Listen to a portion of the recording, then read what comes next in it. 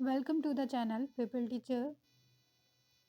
इस वीडियो में हम लोग कंटिन्यू करेंगे सीटेट एग्ज़ाम के प्रीवियस ईयर क्वेश्चन पेपर के एनालिसिस को। तो यहाँ पर हम लोग कर रहे थे फर्स्ट पेपर के एनालिसिस को, जिसमें हमने हिंदी तक का पार्ट जो है किया था, जो 2012 में क्वेश्चन पेपर आया था। तो इसमें हम आगे करेंगे यहाँ पे इंग्लिश के क्वेश्चन पेपर का एनालिसिस। तो आइए देखते हैं इंग्लिश का पेपर कैसा आया था 29 जनवरी 2012 में। इसका संपूर्ण जो है यहाँ पे एनालिसिस किया जाएगा। तो स्टार्ट करते हैं यहाँ पे वीडियो को। इंग्लिश आपकी जो है वैकल्पिक जो है लैंग्वेज होती है, मतलब कि ऑप्शनल रहती है। आप जो है फर्स्ट लैंग्वेज में भी इंग्लिश को चूज़ कर सकते हैं, और फर्स्ट लैंग्वेज अगर आपकी इंग्लिश है तो आप सेकंड लैंग्वेज में हिंदी को चूज़ करेंगे, और अगर फर्स्ट लैंग्वेज आपकी हिंदी है तो सेकंड लैंग्वेज आपकी इंग्लिश हो जाएगी। इस तरह से आपको ऑप्शन मिलते हैं। तो यहाँ पे डायरेक्शन दिया जाता है कि हर एक क्वेश्चन का आपको अप्रोप्रिएट आंसर करना है। स्टार्ट करेंगे 121 क्वेश्चन से। क्वेश्चन आया था कि the main responsibility of a language teacher as a facilitator is, मतलब जो लैंग्वेज टीचर होता है उसकी मेन रिस्पॉन्सिबिलिटी क्या होती है फैसिलिटेटर के तौर पर, कि वो मतलब बच्चों को किस तरह से जो है अच्छे से अच्छा जो है गाइडेंस दे सकता है, अच्छी से अच्छी नॉलेज दे सकता है। तो यहाँ पे फर्स्ट ऑप्शन दिया गया है to provide a lot of information and make the learners listen to it. तो उसको अच्छे से जो है बच्चों को ज़्यादा से ज़्यादा इन्फॉर्मेशन देनी चाहिए और बच्चे उसे जो है सुने, या फिर स्ट्रिक्टली कंट्रोल करना चाहिए क्लास को, या फिर थर्ड ऑप्शन यहाँ पे दिया गया है to read the lessons aloud. Lessons को जो है पढ़ना चाहिए और उसके बाद उसको एक्सप्लेन करना चाहिए हर एक लाइन को, या फिर फोर्थ ऑप्शन यहाँ पे दिया गया है to create a number of opportunities for the learners to use the language meaningfully. तो डी ऑप्शन सबसे सुटेबल यहाँ पे हो जाता है, इसलिए डी ऑप्शन यहाँ पे करेक्ट हो जाएगा, जिसमें बताया जा रहा है कि जो लैंग्वेज का टीचर है उसको जो है बच्चों को अपॉर्चुनिटीज़ ऐसी देनी चाहिए जिसमें बच्चे जो है उन अपॉर्चुनिटीज़ का यूज़ करके अपनी लैंग्वेज को जो है यूज़ कर सके, उसके जो है मीनिंग को समझ सकें। तो इस तरह से ये जो अपॉर्चुनिटीज़ देने का ऑप्शन है वो सबसे बेस्ट हो जाता है एक टीचर के लिए। डी ऑप्शन यहाँ पे करेक्ट हो जाता है। नेक्स्ट क्वेश्चन यहाँ पे आ जाता है, जिसमें पूछा जा रहा है विच ऑफ द फॉलोइंग। यहाँ पे कुछ मेथड्स दिए गए हैं जिसमें लर्नर्स के लिए सबसे सुटेबल कौन सा मेथड होगा कि वो अपनी ग्रेटर रिस्पॉन्सिबिलिटी को जज कर सके। लर्निंग क्या है उसकी, इसके लिए तो इस चीज़ के लिए जो है सबसे अच्छा क्या मेथड होगा वो आपको बताना है, कि कैसे उसकी सबसे बड़ी रिस्पॉन्सिबिलिटी है कि वो अपनी खुद की लर्निंग को जज कर पाए एक लर्नर। इसमें जो है सबसे अच्छा क्या मेथड है, तो फर्स्ट यहाँ पे दिया गया है controlled writing task. Controlled writing task हो या पीयर असेसमेंट हो, मतलब बच्चे एक दूसरे में असेसमेंट किए करें, या फिर सबमिटिव असेसमेंट हो। तो सबमिटिव असेसमेंट इसके लिए सबसे बेस्ट ऑप्शन हो जाता है सी ऑप्शन, कि जितना बच्चे ने पढ़ा है वो ईयर के लास्ट में जो है, मतलब कि एक साथ उसका जो है पूरा असेसमेंट किया जाए, उसकी पूरी लर्निंग का असेसमेंट किया जाए, जिससे कि वो समझ सके कि उसने कहाँ पे बेस्ट परफॉर्म किया है, कहाँ पे उसकी लर्निंग जो है लैग कर रही है। नेक्स्ट क्वेश्चन पे चलेंगे। The main purpose of the assessment. Main purpose क्या होता है असेसमेंट का, तो असेसमेंट का मेन पर्पस आइए देखते हैं। To give practice in writing, writing में प्रैक्टिस कराना या फिर इम्प्रूव करना जो है टीचिंग लर्निंग प्रोसेस को। तो असेसमेंट जो होता है, बच्चों का जो मूल्यांकन किया जाता है, उसका सबसे ज़्यादा पर्पस हो जाता है कि जो टीचिंग लर्निंग प्रोसेस है, अधिगम और शिक्षण की जो क्रिया है उसको बेहतर से बेहतर जो है स्थिति में ले जाया जाए। इसलिए जो है बी ऑप्शन यहाँ पे करेक्ट हो जाता है असेसमेंट के पर्पस के लिए। नेक्स्ट क्वेश्चन पे चलेंगे। When young learners are taught to improve their spelling and pronunciation they will. Young learners जो है जब अपनी स्पेलिंग और प्रोनाउंसिएशन को सही करते हैं तो वो क्या करते हैं इसमें। फर्स्ट है नर्चर देयर क्रिएटिविटी, वो अपनी क्रिएटिविटी को नर्चर करते हैं, या फिर शार्पन करते हैं अपने लिसनिंग स्किल्स को, लिसनिंग स्किल्स को बेटर करते हैं, या फिर इम्प्रूव करते हैं अपनी एक्यूरेसी को। तो एक्यूरेसी को वो अपनी शुद्धता में जो है दिन प्रतिदिन उसको एक बेहतर लेवल तक ले जाएंगे, इम्प्रूवमेंट करेंगे। तो ये सबसे बेस्ट ऑप्शन हो जाएगा यहाँ पे सी ऑप्शन। नेक्स्ट क्वेश्चन आ जाता है यहाँ पे। Instead of asking questions and getting answers from learners, मतलब लर्नर से क्वेश्चन किया जाए और उसका आंसर किया जाए, इसके बजाय a teacher gives some short text. एक टीचर जो है वो बच्चों को कोई छोटे जो है टेक्स्ट देते हैं, लघु उत्तरीय जो है टेक्स्ट देते हैं, and ask her learners to frame questions. फिर उनसे कहते हैं कि उस स्टेटमेंट से वो क्वेश्चन बनाएं। हर प्राइमरी ऑब्जेक्टिव इज टू, उनका जो है पहला उद्देश्य क्या है इस चीज़ के लिए वो आपसे पूछा जा रहा है। तो एक टीचर हैं जो बच्चों को छोटे नोट्स दे रहे हैं, उनसे कह रहे हैं कि आप क्वेश्चन फॉर्म करिए। तो उनका क्या उद्देश्य है? फर्स्ट ऑप्शन है यहाँ पे, make the learners realise the difficulties faced by teachers in preparing questions paper. तो ये बिल्कुल रॉन्ग हो जाएगा यहाँ पे, कि टीचर का ऐसा कोई उद्देश्य नहीं है कि वो बच्चों को ये फील कराए कि टीचर को कितनी प्रॉब्लम होती है क्वेश्चन पेपर बनाने में।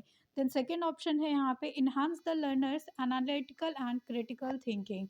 ये ऑप्शन जो है बेटर हो जाता है यहाँ पे। देन थर्ड ऑप्शन यहाँ पे बताया गया है, train the learners as good question paper setter. तो यहाँ पे हम बच्चों को ट्रेन नहीं करेंगे। डी ऑप्शन है यहाँ पे, take their help during examination. ये भी ऑप्शन यहाँ पे गलत हो जाता है। तो सबसे बेस्ट ऑप्शन है यहाँ पे बी ऑप्शन, कि इसमें जो है बच्चे की एनालिटिकल और क्रिटिकल थिंकिंग को जो है इन्हांस किया जाएगा, कि बच्चा कितना सोच पा रहा है, या ऐसी स्थिति में अगर बच्चा आ जाए तो उसकी थिंकिंग पावर कितनी इन्हांस होती है, थिंकिंग पावर कहाँ तक है, इन सारी चीज़ों को यहाँ पे जज किया जाएगा। बी ऑप्शन करेक्ट था यहाँ पे। नेक्स्ट क्वेश्चन आ जाता है यहाँ पे, reading between the lines as a sub skill of reading mainly involves. मतलब लाइन्स के बीच में जो लिखा होता है उसको पढ़ना जो है इन्वॉल्व करता है मेनली। तो ये क्या इन्वॉल्व करता है? फर्स्ट ऑप्शन आ जाता है, giving sufficient space between lines. तो ये जो सब स्किल है कि हम रीड करते हैं बिटवीन द लाइंस को, तो ये जो सब स्किल है रीडिंग की वो मेनली इन्वॉल्व करती है यहाँ पे स्पेस बिटवीन लाइंस को, या फिर inferring the unstated using the contextual and verbal clues को इन्वॉल्व करती है, या फिर आइडेंटिफाई करती है ग्रामेटिकल आइटम्स को, या अंडरस्टैंड करती है द स्टेटेड फैक्ट्स। तो ये बिल्कुल करेक्ट ऑप्शन हो जाता है कि ये जो सब स्किल है वो अंडरस्टैंड करती है जो फैक्ट वहाँ पे दिए गए हैं उस चीज़ को। D option is correct. Next question यहाँ पे आ जाता है, करेक्ट स्पीच हैबिट। मतलब सही बोलने की जो आदत है वो आपकी कैसे डेवलप की जाती है, मोस्ट इफ़ेक्टिवली कैसे डेवलप की जाएगी। तो उसके लिए करेक्ट ऑप्शन यहाँ पे हो जाता है कि हम जितना ज़्यादा उस चीज़ को बोलेंगे उतना ज़्यादा हमारी हैबिट फॉर्म होती चली जाएगी। तो यहाँ पे डी ऑप्शन है जिसमें लिखा है प्रोनाउंसिएशन प्रैक्टिस।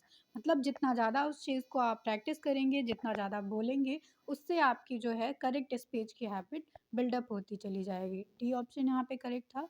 नेक्स्ट क्वेश्चन आ जाता है अब, आफ्टर रीडिंग अ पोएम, एक पोएम पढ़ने के बाद में a teacher involves the learners in group work. Teacher ने बच्चों को जो है ग्रुप वर्क दे दिया। One group writes the summary of the poem, एक ग्रुप था जिसने जो है सारांश लिखा उस पोएम का। Another draws a picture to depicts the main theme, एक दूसरा ग्रुप था जिसने जो है पिक्चर के थ्रू मेन थीम को दर्शाया। And yet another sets the poem to music, और दूसरा ग्रुप, तीसरा ग्रुप जो था उसने जो है म्यूजिक के तौर पर उस पोएम को गा के सुनाया। तो ये जो एक्टिविटीज़ थी वो क्या दर्शाती हैं यहाँ पे, caters the diverse abilities and interest. First option तो करेक्ट लग रहा है अभी पर, कि ये जो एक्टिविटीज़ हैं वो डाइवर्स अलग अलग तरह की एबिलिटीज़ और इंटरेस्ट को दिखाती हैं। देन सेकेंड है यहाँ पे, is aim at preparing the learners for assessment. तो यहाँ पे असेसमेंट किया जा रहा है, या फिर will distract the learners from the lesson, या डी ऑप्शन है यहाँ पे, इज वेस्ट ऑफ टाइम। तो यहाँ पे फर्स्ट ऑप्शन सबसे करेक्ट है, सबसे सुटेबल हो जाता है, कि ये जो है बच्चों के डाइवर्स एबिलिटीज़ और इंटरेस्ट को दर्शा रहा है। नेक्स्ट यहाँ पे क्वेश्चन आ जाता है, young learners will enjoy a play included in the text book when they. एक जो यंग लर्नर्स हैं वो एक प्ले को एंजॉय करते हैं जो टेक्स्ट बुक में दिया गया है। इसका मतलब हो जाता है कि वो जो है वहाँ पे इनैक्ट कर रहे हैं प्ले में। मतलब बच्चे जो है इनैक्ट करते हैं, बच्चे पूरी तरह से जागरूक हैं उस प्ले प्ले को लेकर। वो हर एक पार्ट को जो है ईज़िली समझ पा रहे हैं, अंडरस्टैंड कर पा रहे हैं उस पूरे प्ले को, तो यहाँ पे ए ऑप्शन करेक्ट हो जाता है इसके लिए।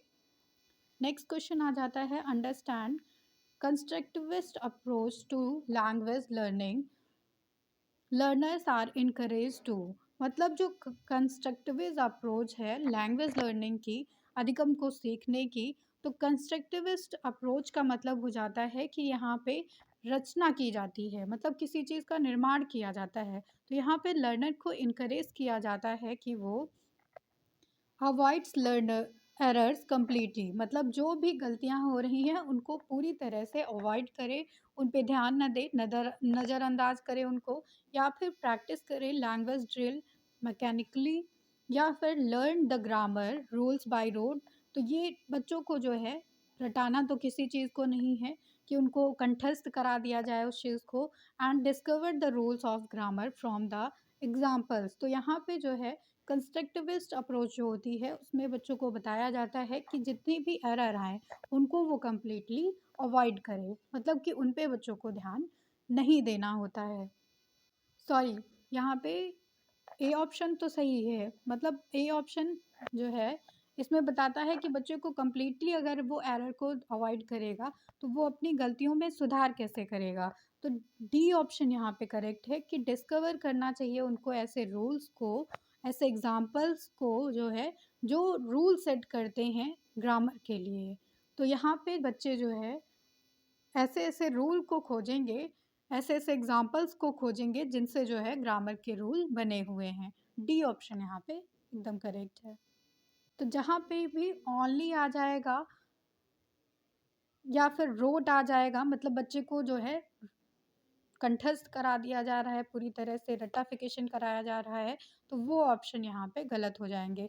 लेकिन जहाँ पे डिस्कवर करने की बात आएगी, बच्चा जो है खुद इन्वॉल्व होगा, बच्चा खुद उस चीज़ को कर रहा होगा, वो ऑप्शन यहाँ पे सबसे बेस्ट ऑप्शन माने जाएंगे। नेक्स्ट क्वेश्चन आ जाता है यहाँ पे, after a story telling session, एक स्टोरी टेलिंग सेशन था, the learners are asked to change the ending of the story. Learners से कहा गया कि वो जो है स्टोरी का जो एंड था, स्टोरी का जो अंत था उसको चेंज करें। They will help the learners, तो this will help the learners. तो ये जो है, ये जो टास्क बच्चों को दिया गया है वो लर्नर्स के लिए किस तरह से बेनिफिशियल होगा, वो आपसे पूछा जा रहा है। तो develop the library reference skill, library reference की स्किल को डेवलप करेगा, या इवेलुएट करेगा टीचर्स ओरिजिनलिटी को, या फिर बच्चों की जो है इमेजिनेटिव पावर और क्रिएटिविटी को इंक्रीज करेगा। तो सी ऑप्शन यहाँ पे सबसे सुटेबल है कि ये जो टास्क बच्चों को दिया गया है कि वो स्टोरी के एंडिंग को चेंज करें, इससे बच्चे जो है इमेजिन करेंगे, मतलब वो कल्पना करना चालू करते हैं, अलग अलग तरह से जो है अलग अलग प्लान बनाएंगे, तो इस तरह से उनकी क्रिएटिविटी लेवल जो है बढ़ेगा। इस तरह से जो है बच्चे को इमेजिनेटिव और क्रिएटिविटी लेवल को बढ़ाया जा रहा है, तो उनको इमेजिनेटिव और क्रिएटिव बनाया जा रहा है लर्नर्स को। सी ऑप्शन करेक्ट है यहाँ पे। नेक्स्ट क्वेश्चन आ जाता है अब, when young learners are asked to read a text, अगर एक यंग लर्नर्स हैं उनसे कहा जा रहा है कि एक टेस्ट को वो साइलेंटली पढ़ें, दे शुड इंस्ट्रक्ट। इस चीज़ से जो है क्या पता चलता है, to influence the meaning of new words from the context and read them comprehensive. इसका मतलब हो जाता है कि बच्चों से कहा जा रहा है कि वो नए वर्ड्स की जो है मीनिंग को खोजें उस टेक्स्ट से और उनको जो है पढ़ें कॉम्प्रिहेंसिवली, या फिर बच्चों से कहा जा रहा है कि pay socially attention to grammar items used in the passage. तो यहाँ पे बी ऑप्शन में बताया गया कि अटेंशन पे करनी है बच्चों को ग्रामर की आइटम्स पर। तो यहाँ पे ए ऑप्शन जो है हमें करेक्ट लग रहा है अभी, तो ए ऑप्शन पे हम जो है करेक्ट टिक करेंगे। बाकी हम सी ऑप्शन और डी ऑप्शन देखते हैं। सी ऑप्शन में बताया गया है to read fast even if they don't comprehend and meaning. बच्चों से कहा जा रहा है कि वो जल्दी जल्दी पढ़ें चाहे वो उस चीज़ को समझ रहे हों या ना समझ रहे हों। To stop reading whenever they encounter a difficult word or phrase। बच्चों को स्टॉप कर दिया जाता है रीडिंग से जब भी वो किसी डिफ़िकल्ट वर्ड को पाते हैं, तो ऐसा बिल्कुल नहीं करना है। फर्स्ट ऑप्शन आपका बिल्कुल करेक्ट था कि बच्चे जो है न्यू वर्ड्स को जो है कॉन्टेक्स्ट से खोजेंगे और उसको कॉम्प्रिहेंड करेंगे। तो A option is correct. Next question पे चलेंगे हम लोग। The primary objective of using role play is, role play method का अगर कोई टीचर यूज़ कर रहा है तो उसका प्राइमरी ऑब्जेक्टिव हो जाता है कि वो बच्चों को जो है प्रमोट करता है रीडिंग हैबिट के लिए, या फिर इम्प्रूव करता है कम्युनिकेटिव कॉम्पिटेंस के लिए, या फिर डेवलप करता है एक्टिंग टैलेंट को, या फिर इवैल्यूएट करता है जो है डायलॉग राइटिंग स्किल्स को। तो ये दोनों तो आम ऑप्शन है, इन्हें हमें रीडिंग में नहीं यूज़ करना है, टीचिंग में नहीं यूज़ करना है। To promote reading habit, reading habit को रोल प्ले से कैसे जो है इंक्रीज करेंगे। बी ऑप्शन है यहाँ पे कि इम्प्रूव किया जाएगा कम्युनिकेटिव कॉम्पिटेंस को। तो रोल प्ले जब करते हैं बच्चे तो एक दूसरे से वार्तालाप करते हैं, एक दूसरे से बातचीत करते हैं, मतलब डायलॉग बोलेंगे, जिससे उनका जो है कम्युनिकेटिव कॉम्पिटेंस जो है इंक्रीज होगा। बच्चे एक दूसरे से बात करेंगे तो एक दूसरे को समझेंगे, एक दूसरे से जो है कोऑर्डिनेशन आएगा। तो इस तरह से कम्युनिकेटिव कॉम्पिटेंस जो है उनका इंक्रीज होता है, इम्प्रूव होता है। बी ऑप्शन यहाँ पे करेक्ट हो जाता है। अब नेक्स्ट क्वेश्चन पे चलेंगे। Language skills are best learn, language skills जो हैं वो सबसे बेस्ट सीखी जाती हैं कब। If they are taught in an integrated manner, अगर लैंग्वेज स्किल्स को हम एक इंटीग्रेटेड फॉर्म में पढ़ाते हैं, मतलब कि उनको मिक्स करके, उनको कोऑर्डिनेट करके पढ़ाते हैं, एक दूसरे से जोड़ के पढ़ाते हैं, तो उनको सबसे ज़्यादा इफ़ेक्टिव तरीके से सीखा जाता है। ये ऑप्शन यहाँ पे करेक्ट हो जाता है। नेक्स्ट क्वेश्चन है substitution table drill helps teachers in, substitution table drill जो होता है वो जो है टीचर को किस लिए हेल्प करता है। तो सबसे पहले समझेंगे कि सब्स्टिट्यूशन टेबल ड्रिल होता क्या है। तो सब्स्टिट्यूशन टेबल ड्रिल जो होती है उसका मतलब है कि यहाँ पे टीचर जो है प्रोवाइड करते हैं टेबल स्टूडेंट को, जो मॉडल सेंटेंसेस की होती है, जिसमें कुछ सेंटेंसेस दिए होते हैं और उसी सेंटेंस के रेंज से जो है बच्चों को चॉइस करनी होती है। तो इस सेट पैटर्न को ही जो है कहा जाता है सब्स्टिट्यूशन टेबल ड्रिल। और ये एक तरह से स्कैफोल्डिंग का काम हो जाता है, सबसे बेस्ट रिसोर्स हो जाता है बच्चों को मचान देने का, हेल्प देने का। तो इस तरह से जब सब्स्टिट्यूशन टेबल ड्रिल दिया जाता है स्टूडेंट्स को, तो ये टीचर को हेल्प करता है कि इम्प्रूव करता है फ्लुएंसी ऑफ लर्नर्स को, या फिर इवैल्यूएट करता है लिसनिंग स्किल्स को, या फिर कंट्रोल्ड गिविंग जो है controlled language practice, controlled language practice को प्रोवाइड करता है, या फिर डेवलप करता है फ्री राइटिंग स्किल्स को। तो जब बच्चों को जो है चॉइस फिलिंग कराई जाती है, मतलब चॉइस दी जाती है with in a set of pattern, एक सेट पैटर्न्स के साथ में उसी रेंज में से बच्चों को जो है चॉइस करनी होती है, तो इससे जो है एक एक जो है कंट्रोल्ड लैंग्वेज प्रैक्टिस कराई जाती है। मतलब आपने जो है सेट पैटर्न से ही जो है बच्चों को चॉइस करनी है, तो ये एक तरह से कंट्रोल्ड लैंग्वेज प्रैक्टिस है। तो यहाँ पे जो है सी ऑप्शन करेक्ट हो जाता है इसके लिए। नेक्स्ट क्वेश्चन आपका आता है पैसेज से। तो यहाँ पे क्वेश्चन नंबर 136 से लेकर 144 तक के क्वेश्चन जो है इस पैसेज से होंगे। तो आपको ये पैसेज दिया गया है, ये पैसेज आपको रीड करना पड़ेगा यहाँ पे। Anesthesia in any part of body means a loss of sensation, either permanent or temporary. The term is usually used to describe the artificially produced loss of sensation which makes the surgical operation painless. तो इस तरह से ये passage आपको पूरा दिया गया है। इस पैसेज को आप पूरा रीड करेंगे थॉरली, इसके बाद आपको क्वेश्चंस का आंसर देना है। ये देखिए, ये भी आपका पैसेज है, वही पैसेज है, यहाँ पे कंटिन्यू हो रहा है। इस तरह से यहाँ पे पैसेज कंप्लीट हुआ। तो यहाँ पे सबसे पहला क्वेश्चन आ जाता है, when a part of body is anaesthetised, एक अगर पार्ट जो बॉडी का है वो एनेस्थेटिस्ड हो जाता है तो उसका मतलब क्या है। That part loses the ability to feel any pain, मतलब ऐसा हो जाता है कि वो जो पार्ट है वो किसी भी तरह के दर्द को महसूस अब नहीं कर पाएगा। इस सिचुएशन को कहते हैं एनेस्थेटिस्ट। सी ऑप्शन यहाँ पे करेक्ट हो जाता है। नेक्स्ट क्वेश्चन यहाँ पे आ जाता है अब, the real purpose of using anaesthetics is, real purpose क्या होता है इसको यूज करने का। तो इस तरह से यहाँ पे देखिए, फिफ्थ पॉइंट में बताया गया है कि sensation which makes the surgical operation painless. तो इसको यूज़ करने का सबसे मेन पर्पज़ होता है कि इसमें पेन नहीं होता है। तो यहाँ पे पर्पज़ क्या हो गया कि टू परफॉर्म ऑपरेशन, ऑपरेशन किया जाता है बिना किसी पेन के। तो यहाँ पे किसी भी तरह का पेन जो है नहीं होता है। ए ऑप्शन करेक्ट हो जाता है इसके लिए। नेक्स्ट क्वेश्चन आ जाता है 138 नंबर पे, an anaesthetic is inhaled when it is administered। ये जो है inhaled कब किया जाता है, एज अ गैस, गैस के रूप में जो है ये inhaled किया जाता है। ये ऑप्शन यहाँ पे करेक्ट हो जाता है। तो आप देखिए जो है ये लाइन आपको मिल जाएगी, ये देखिए ये लाइन दी गई है, anesthetics may be given as gases by inhalation। तो ये आपका जो है आंसर हो गया। द नेक्स्ट क्वेश्चन इसमें दिया गया है कि when a gas is used as anaesthetic the anaesthesia is, मतलब इसका मतलब है कि एनेस्थेटिया इस जो गैस की सिचुएशन में क्या हो जाती है। तो उसी पैरा में आप उसके आगे देखिए, इनहेलेशन के बाद में as drugs injected into a vein, a patient given journal anesthesia losses consciousness। तो यहाँ पे ये जर्नल सिचुएशन में काउंट की जाती है। तो करेक्ट ऑप्शन यहाँ पे हो जाता है ऑप्शन नंबर सी।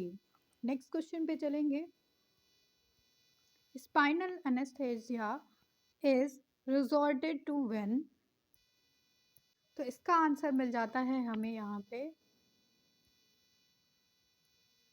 इसी पैरा के आगे, जिसमें बताया गया है anaesthesia of a fairly large of the body result from injecting the anaesthetic drug into the spinal canal. तो यहाँ पे स्पाइनल कैनल जो है उसमें जब ड्रग्स के लिए जो है इंजेक्ट किया जाता है तो वो करेक्ट ऑप्शन है इसमें। यहाँ पे ये ऑप्शन हमको दिया गया है बी ऑप्शन में, a drug has to be injected into the when.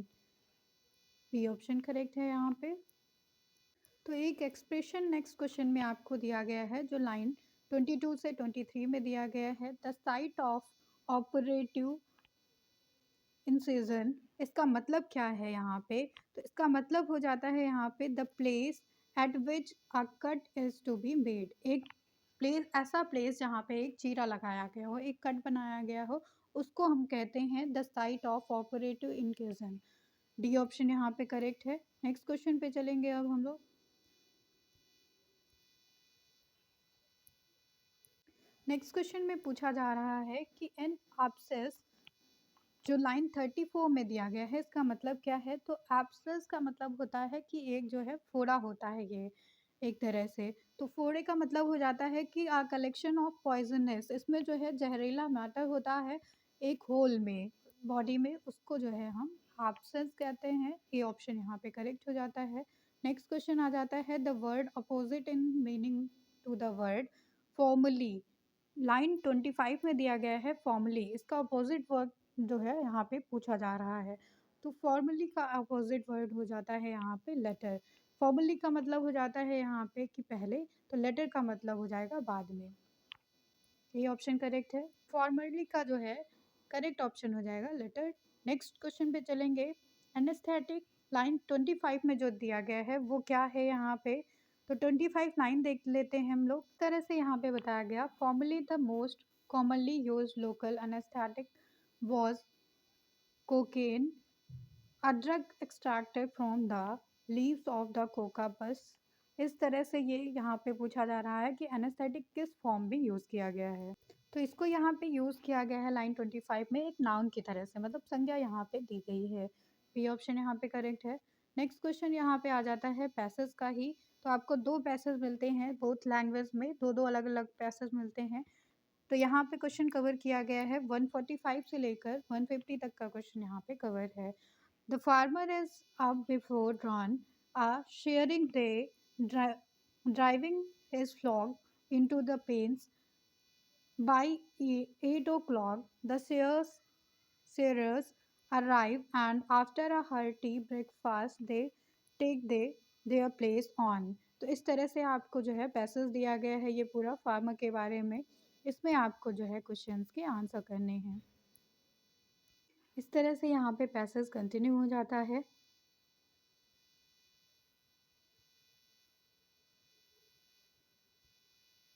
First question यहाँ पे पैसेज से किया जा रहा है, what expression in the first paragraph suggest that sharing does not take place very often। मतलब क्या एक्सप्रेशन जो है एक्सप्रेस किया जा रहा है यहाँ पे। तो फर्स्ट पैसेज हमने पढ़ा अभी कि यहाँ पे जो शेयरिंग है वो शेयरिंग डे में जो है ऑफ्टन प्लेस किया जाता है। बी ऑप्शन यहाँ पे करेक्ट है। अब नेक्स्ट क्वेश्चन आ जाता है, sharers first cut the wool from the dash of the ship. तो कहाँ से कट करते हैं शिप के। इस तरह से देखिए यहाँ पे जो 15 लिखा है इसके सामने लिखा है, shearers begins to slay off first the shears the coarse wool from the ship's belly. तो बैली से जो है वो कट करना स्टार्ट करते हैं वुल को। तो इसके लिए करेक्ट ऑप्शन हो जाता है यहाँ पे अंडर साइड का। तो वहाँ पे बैली से कट करते हैं वुल को, इसलिए सी ऑप्शन यहाँ पे करेक्ट है। नेक्स्ट क्वेश्चन है, why are loose clipping of the wool gathered separately. तो क्यों सेपरेटली गैदर किया जाता है यहाँ पे क्लिपिंग को। तो जो लूज क्लिपिंग होते हैं उनको वुल की जो है अलग से जो है गैदर किया जाता है, अलग से इकट्ठा किया जाता है। ऐसा इसलिए होता है क्योंकि वो ज़्यादा जो है वैल्यूएबल नहीं होते हैं। तो ये जो है हमको स्पैरा में दिया। तो ये देखिए आपको लाइन दी गई है यहाँ पे, any loose dipping are gathered separately. तो यहाँ पे जो लूज डिपिंग होती हैं वो जो है अलग से इकट्ठा की जाती हैं, इसलिए डी ऑप्शन करेक्ट हो। तो डी ऑप्शन यहाँ पे करेक्ट हो जाता है। नेक्स्ट क्वेश्चन आ जाता है, wool which has been sheared from a ship is. जो वुल जो है शेयर्ड किया जा शिप जो से जो है लिया जाता है वो क्या होता है यहाँ पे, उसको जो है रोल कर लेते हैं और एक तरह से बंडल बना लेते हैं। डी ऑप्शन यहाँ पे करेक्ट हो जाता है इसके लिए। आप लोगों ने देखा भी होगा कि जो आपको वुल मिलता है, ऊन मिलता है, वो एक तरह से बंडल के रूप में ही होता है, एक तरह से रोल करके तब मिलता है।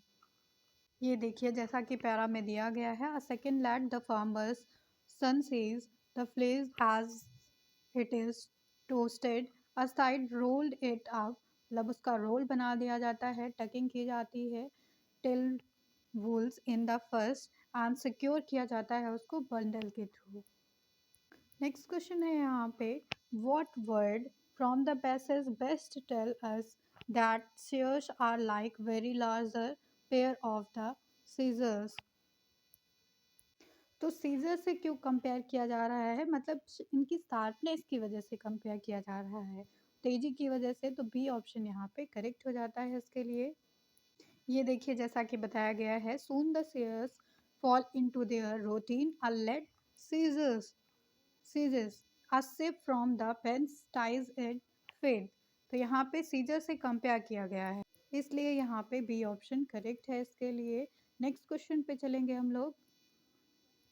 नेक्स्ट एंड लास्ट क्वेश्चन है यहाँ पे इंग्लिश का, जिसमें पूछा जा रहा है, the ship is carried to the benches. Ship को जो है कैरिड किया जाता है बेंचेस के थ्रू। It is an example of, ये जो है क्या एग्जाम्पल है, तो ये एक पैसिव वॉइस का जो है एग्जाम्पल हो जाता है कि शिप को कैरिड किया जाता है बेंचेस के थ्रू। ये ऑप्शन यहाँ पे करेक्ट हो जाता है इसके लिए। Thank you everyone. इस तरह से इंग्लिश का पेपर एनालिसिस आपका यहाँ पे कंप्लीट होता है।